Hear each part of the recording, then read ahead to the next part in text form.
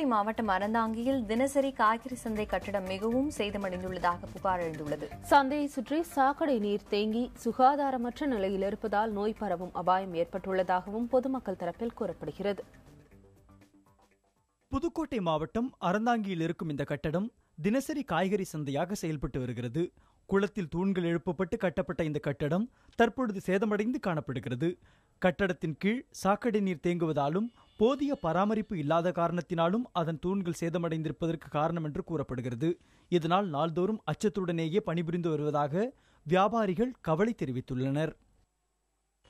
இந்த சுத்து வட்டாரத்தில் உள்ள மழைநீரில் இருந்து சாக்கடை தண்ணியில் இருந்து எல்லா தண்ணிகளுமே இந்த மார்க்கெட்டை சூழ்ந்து அந்த மார்க்கெட்டில் உள்ள பில்லர்கள் எல்லாமே அந்த சிமெண்ட் கட்டைகள் உடைந்து இன்னைக்கு கம்பிகள் எல்லாம் அந்த துருப்பிடித்து உட்காருகின்ற ஒரு கண்டிஷனாக இருக்கின்றது.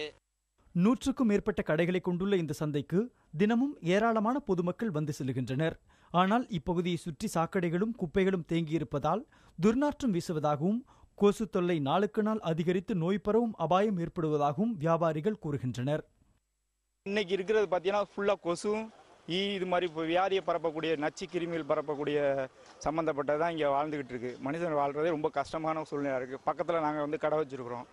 ஒருத்தர் ரொம்ப அதை கேட்குறதுக்கே ரொம்ப இதுவாக இருக்குது, சொல்கிறதுக்கே அவ்வளோ ஒரு அசிங்கமான சூழ்நிலையில் இருக்குது நகராட்சி.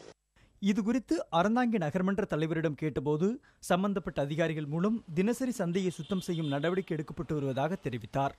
புதிய தலைமுறைக்காக செய்தியாளர் குழு.